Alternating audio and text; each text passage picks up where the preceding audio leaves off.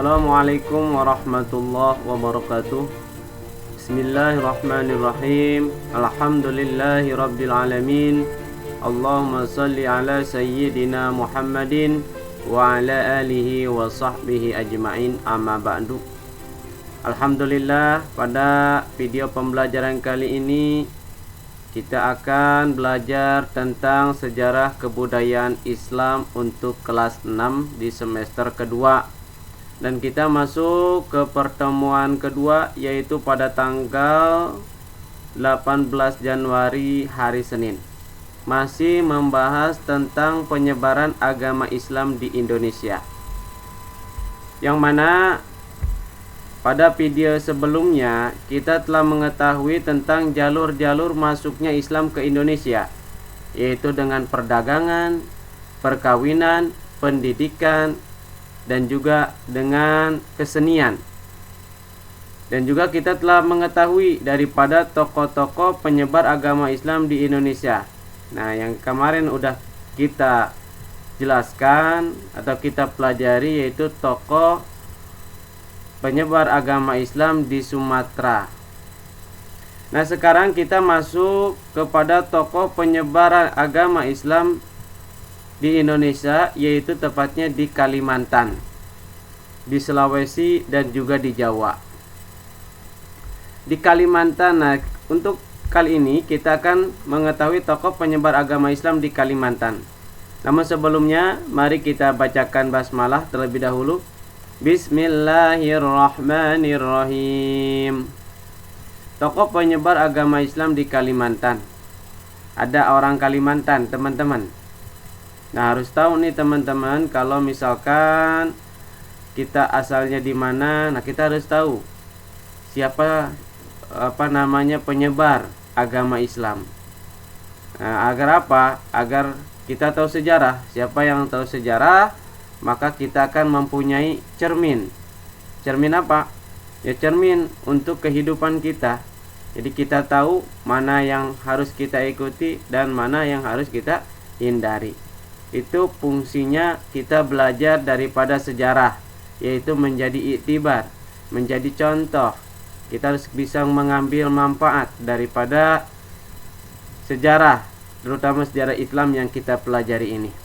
Baik teman-teman, agama Islam mulai masuk ke Kalimantan pada awal abad ke-16. Akan tetapi Islam mulai berkembang setelah para pejuang Islam dari Kesultanan Demak datang ke Banjarmasin. Pasukan Demak diminta bantuan oleh Pangeran Samudera untuk memadamkan perselisihan di Daha. Setelah memperoleh kemenangan, Pangeran Samudera pun memeluk agama Islam dan diangkat sebagai sultan pertama di Kesultanan Banjar. Pangeran Samudera menetapkan agama Islam sebagai agama resmi negara. Namun demikian, agama Islam belum berkembang luas. Agama Islam tersebar luas di Kalimantan, khususnya di Kesultanan Banjar, setelah dua orang ulama terkemuka berdakwah di Kalimantan Selatan. Ulama tersebut adalah Syekh Muhammad Arsyad Al-Banjari dan Syekh Muhammad Nafis Al-Banjari. Kedua ulama ini sangat berpengaruh dan merupakan tokoh penting dalam penyebaran agama Islam di Kalimantan Selatan.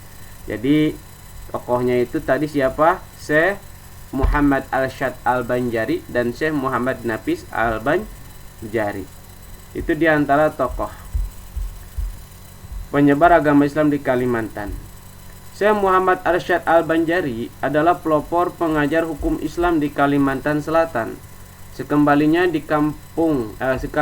ke kampung halaman dari Makkah, hal pertama yang dikerjakan ialah membuka tempat pengajian, semacam pesantren kalau sekarang ya, yang bernama Dalam Pagar, yang kemudian lama-kelamaan menjadi sebuah kampung yang ramai sebagai tempat menuntut ilmu agama Islam. Di kemudian hari, banyak ulama-ulama lulusan pesantren tersebut menduduki tempat-tempat penting di seluruh kerajaan Banjar. Selain mendidik, ia juga menulis beberapa kitab dan risalah untuk keperluan murid-muridnya, serta keperluan kerajaan. Salah satu kitabnya yang terkenal adalah kitab Sabilah Mu'tadin, yang merupakan kitab hukum fikih dan menjadi kitab pegangan pada waktu itu. Kitab tersebut tidak saja dijadikan pegangan di seluruh kerajaan Banjar, tetapi dipakai oleh seluruh Nusantara, bahkan dipakai di perguruan-perguruan di luar Nusantara, dan juga dijadikan dasar pegangan hukum negara Brunei Darussalam. Ya, udah luar biasa itu ulama-ulama di Kalimantan. Sedangkan Syekh Muhammad Nafis Al-Banjari adalah ulama dan juru dakwah yang memiliki peranan penting dalam menyebarkan atau menyebarluaskan ajaran Islam di daerah pedalaman Kalimantan, khususnya Kalimantan Selatan. Beliau keluar masuk hutan untuk menyebarkan agama Islam, sehingga perkembangan agama Islam di Kalimantan Selatan semakin pesat hingga ke masyarakat pedalaman. Dalam dakwahnya beliau mengingatkan bahwa kaum muslimin harus berjuang mencapai kehidupan yang lebih baik dengan cara melakukan amal saleh dan menghindari kejahatan. Itu kita telah mengetahui daripada tokoh penyebar agama Islam di Kalimantan, yaitu Muhammad Arsyad Al-Banjari dan Muhammad Nafis Al-Banjari. Selanjutnya kita akan mengetahui tokoh-tokoh penyebar agama Islam di Sulawesi. Agama Islam masuk ke Sulawesi Selatan pada abad ke-16. Penyebarannya adalah 3 orang mubalik yang berasal dari Minangkabau, tanah Sumatera. 3 ulama Minangkabau itu adalah yang pertama Khatib Tunggal Datuk Makmur, atau terkenal di kalangan masyarakat Sulawesi Selatan dengan nama Datuk Ri Bandang.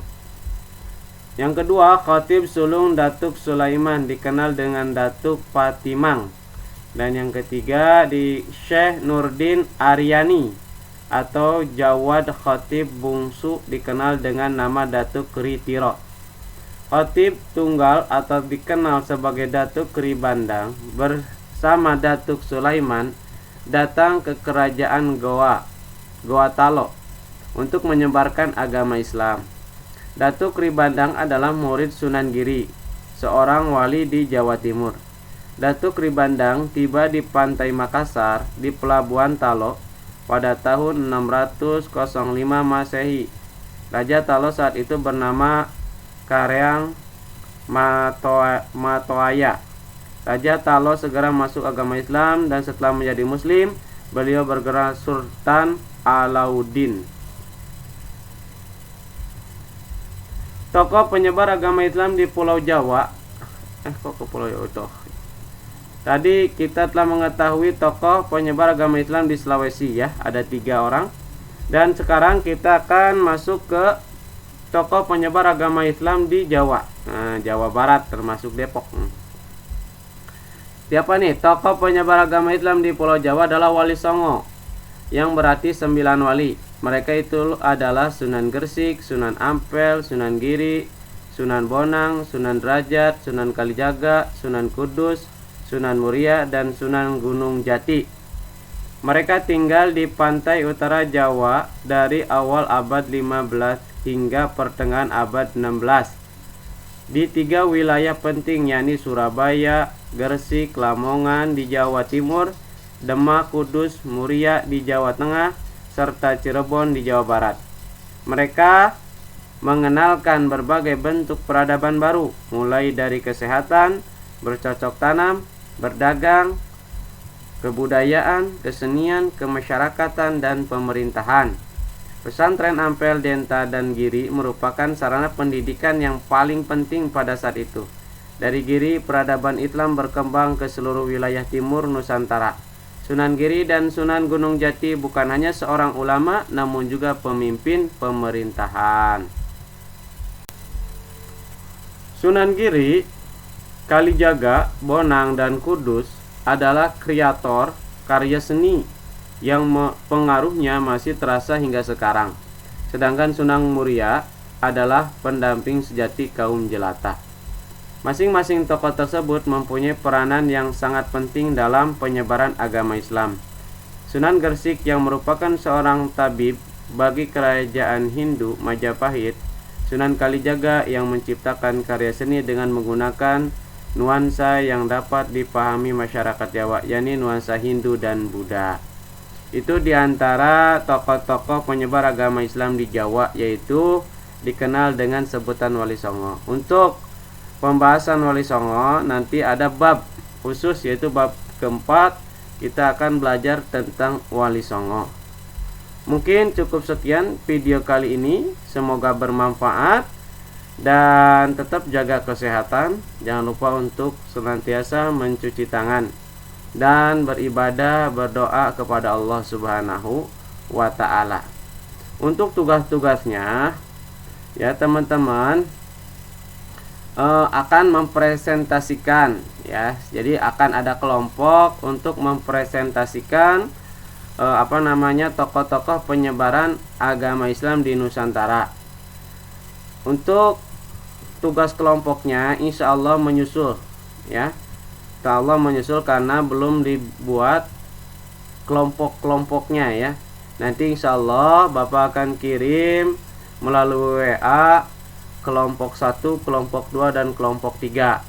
Yang mana tugasnya nanti meringkas saja ya, meringkas cerita dan menyimpulkan ya, menyingkat cerita, menyimpulkan, dan nanti pada setiap tatap muka ada kelompok-kelompok yang harus mempresentasikan ya, mempresentasikannya di hadapan kelas.